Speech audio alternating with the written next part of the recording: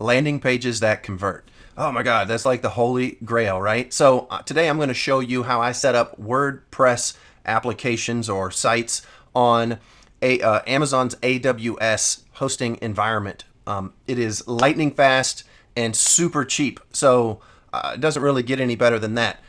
The drawback is that it is extremely complicated to use. If you've never used Lightsail or EC2 instance or any of their other hosting options, it is not your typical cPanel style hosting environment. So today I'm going to show you how to set up a bare bones WordPress installation on a lightning fast Amazon hosting, and we're going to test it with GT metrics and see what kind of score we get. So let's start with, I'm logging in to my AWS account. Let me just log in here. And I'll come over here to Lightsail. Lightsail is kind of Amazon's simplified version of hosting as opposed to the EC2 option. So here we are in my home screen. I'm going to start by creating an instance. And you can see I have a few other websites going here. So I'm going to create an instance. We're going to select Linux. We're going to select WordPress install, and just start with the cheapest instance plan. So you're talking about $3.50 a month. Also, I can change which region I want to be in. I'm selecting Ohio because the majority, well, I'm selecting Ohio.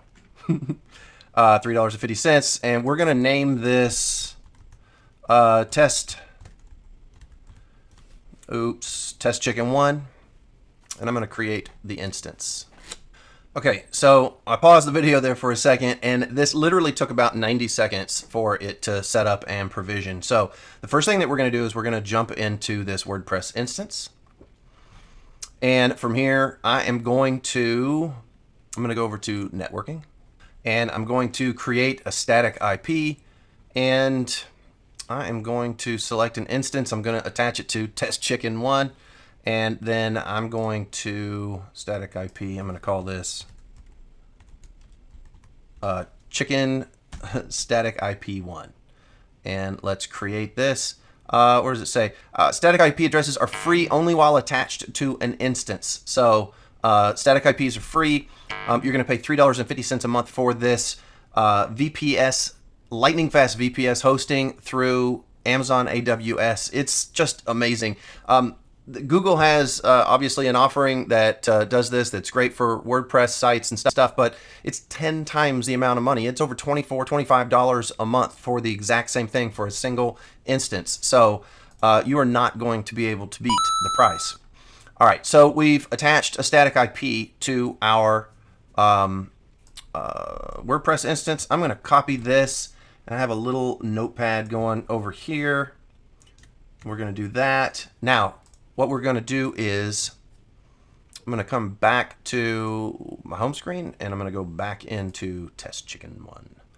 Test chicken. So the reason why it's called test chicken is the next thing you need to do is you need to point your domain name over to your website. So I use Namecheap for all of my domain names because they're cheap and easy, and it doesn't get much better than that.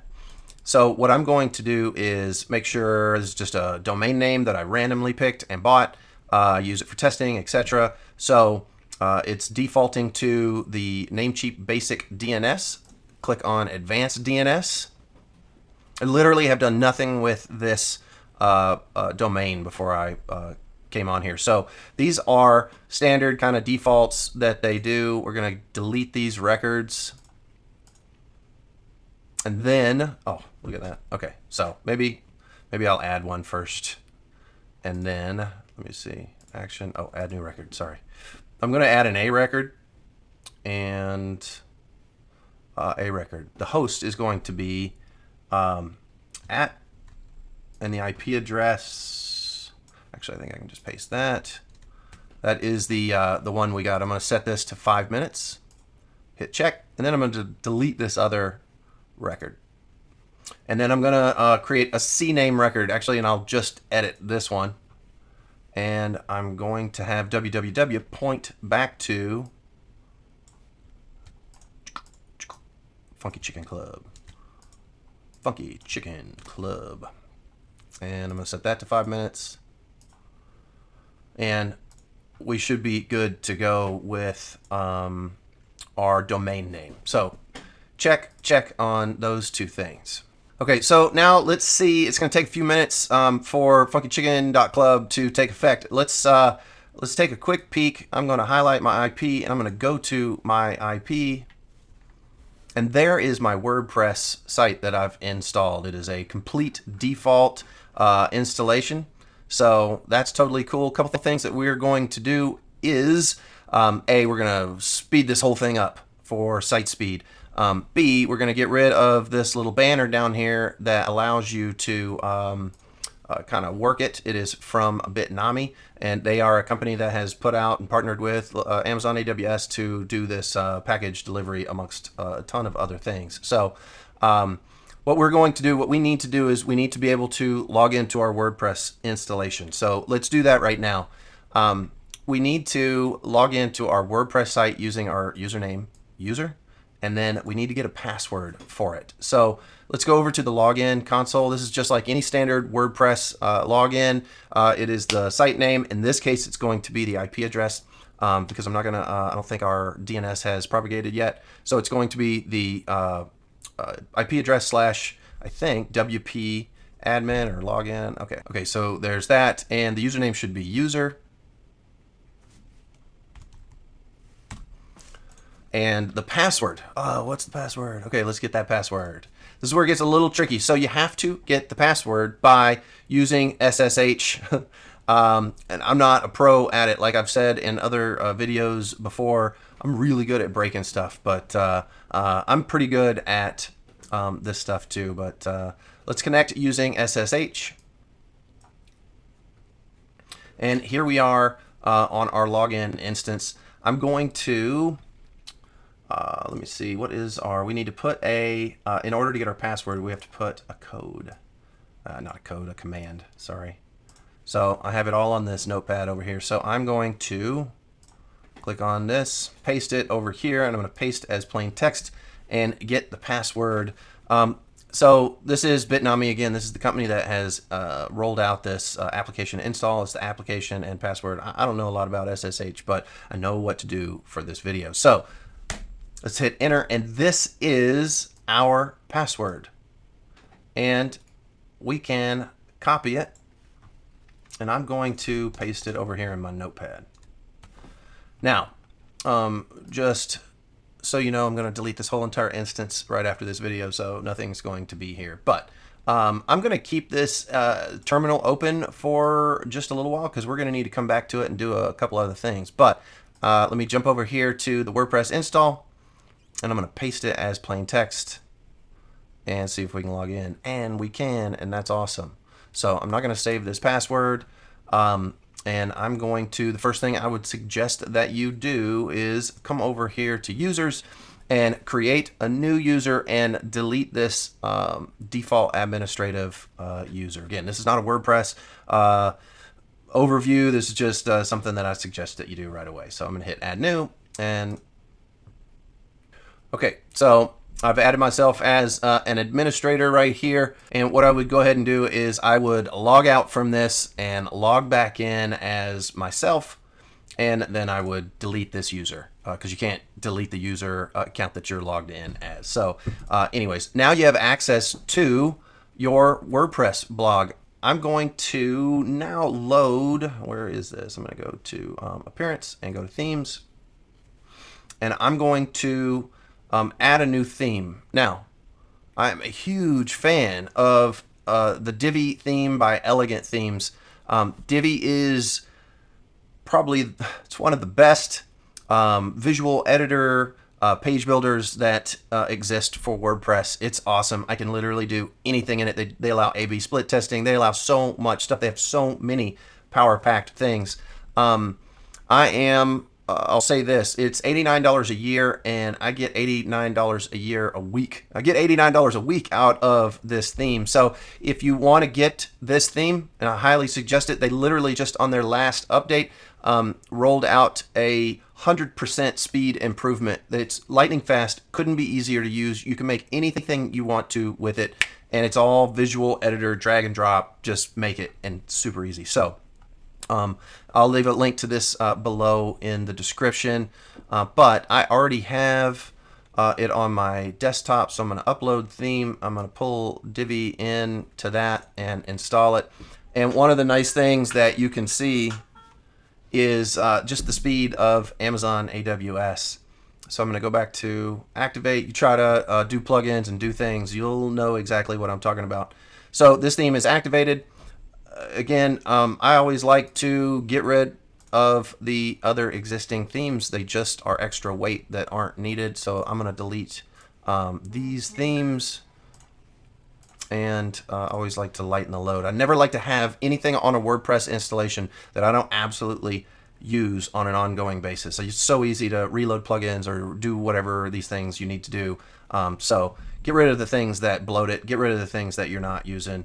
Again, you can go into plugins, etc. This is a different video. I just want to talk about the Amazon AWS hosting right now. Okay, so that's all that we're really going to go over inside of the WordPress theme on this video. We'll talk about building those landing pages and make them all pretty and things like that in the next video. But knowing how to get super fast, ultra reliable hosting that's very affordable, and how to set up these components is totally something that you need to know how to do as a marketer to make your life easy. So that's why I'm starting with the nuts and bolts. So I'm going to log out of this and just get out of that. Now, back in here, I'm going to do a quick check. Let's see if, go to Funky Chicken, and there it is. It's already live and propagated. I didn't pause or edit anything. This has just been, I don't know how many minutes, but not too long. But the WordPress site is already live. So, I mean, the domain name is already propagated, so that's great. Now, you see here's our, oops, where's this? Boom. So here's Funky Chicken Club. We still have this little management icon down here, this banner, so we're going to get rid of it real quick, and we're going to come back into our SSH terminal, and we are going to copy and paste. I'll put all these codes down below, so I'm going to paste as plain text, and we're going to hit enter. And then we're going to, we need to restart the server, restart the Apache server. So we'll paste this command, paste this as plain text. And it ran through its scripting process and reboot process. That whole thing took maybe, I don't know, maybe 60 seconds. So let's go ahead and refresh this and see that the banner has been removed from down here. So that's cool. Now we need to, now we have a WordPress instance running on AWS. We have pointed our domain name to our WordPress site on AWS, and we've removed the banner down in the right hand corner, and we've installed Divi. So we have a theme running on WordPress. Now let's go ahead and go to GT metrics.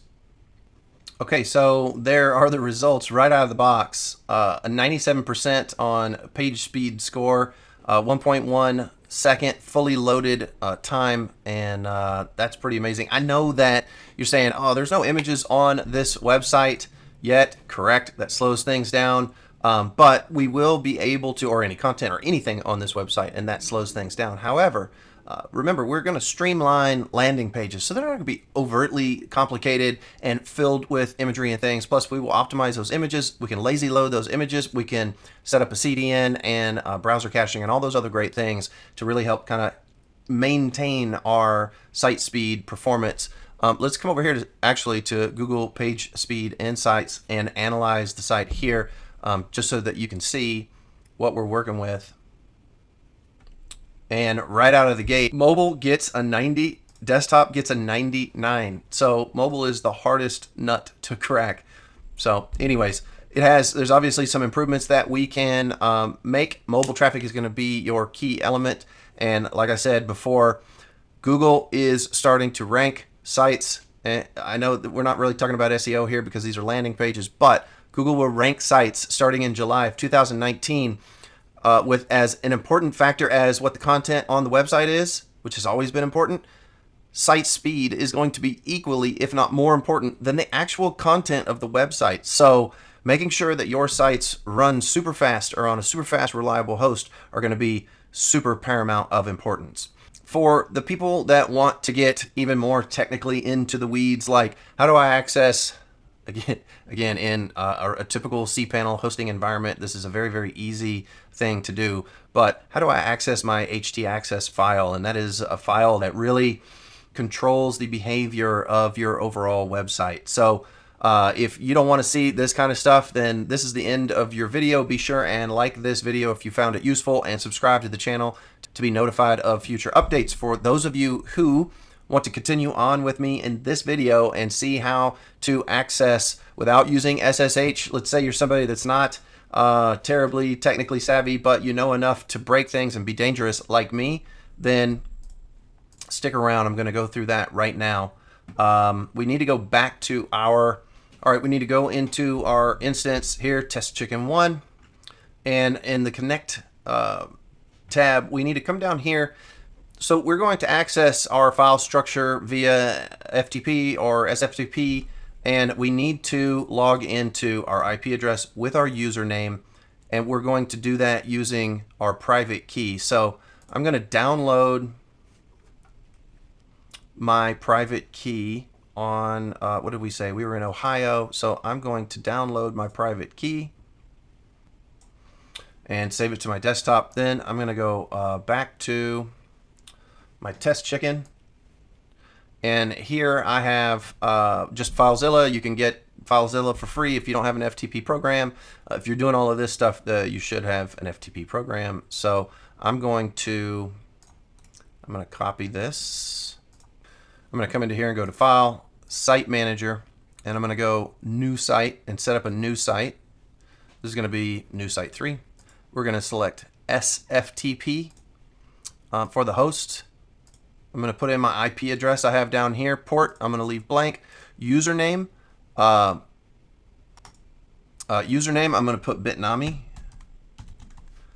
I'm going to say login type is a key file, and then I'm going to browse for my key file. Be sure and select PEM files, and then I'm going to go to my desktop, and there's my PEM file. So now I'm just going to hit connect, and we're connected to the back end here. So I'm going to come into the app section, because with Bitnami, WordPress is an app. So that's how they have it configured. And then we're going to come into WordPress. And if we come into htdocs, you guys that are familiar with messing around with this stuff can very quickly see this is where the file structure for the front end file structure for the WordPress install is. PHP, my admin, and dealing with the database and things like that are a different story altogether. I'm not even remotely touching that in this particular video. Here's your traditional htaccess file that you think, oh great, I'll just put the different things in here that I need to, and that'll work. Wrong. You don't actually ever need to edit this file, at least not for the things that I've done to this point. What happens is if we come in here into the config folder, they have this httpd-app.config file. And what you want to make sure is, I'm going to reload from a download here, and I'm loading into Notepad++. If you're not using this, if you're at this point, I bet you're using Notepad++. But what you want to make sure for this particular file, the only thing you want to make sure for this file is that it says include and this string of code, because this is the configuration file for the whole WordPress install, and it references back to the htaccess config.config file. So I'm going to get out of this. I'll minimize this, and that file is right here. And this is the one that we want to access. This is the one we want to put our code in. This particular code, I'm going to put a Expiry's code. Let me show you right here. And you can see what I've done. I've added it right into the top part of the htaccess or this config file. Now, it's a standard code, expires cache start, blah, blah, blah. The only thing is you want to bracket it with the end is closed directory, the beginning is the open directory, and it starts with open directory. And then what it's going to do is it's going to reference back to the htdocs folder in the WordPress apps. So you want to make sure that it opens and references back, closes, and each time you add a new code, it needs to open and close with this reference point. So you do this, we will save our, I'm going to save this file, and then I'm going to re-upload it back to this folder. And when you do this, you need to restart the Apache server for it to work. You can either come back here to the test kitchen and hit the test chicken, and you can reboot it from the web interface, or you could, you could come in here in your SSH instance and you can put in this code that I showed you earlier. I'm going to copy this and I'm going to paste it as plain text, and it'll go through its process of rebooting, and then you're off to the races. But this took me quite some time in multiple forums to figure out how to do just this. So I hope that this helps you. Again, if you find this video valuable and resourceful, then please give it a like so other people get a chance to see it. And don't forget to subscribe to the channel and hit the bell notification so that you can be notified every time I put out new videos. And as always, I will see you guys on the next video. Be sure to subscribe to the channel to be notified of future videos, and don't forget to like this video. Now watch that video next. Go ahead, watch that video.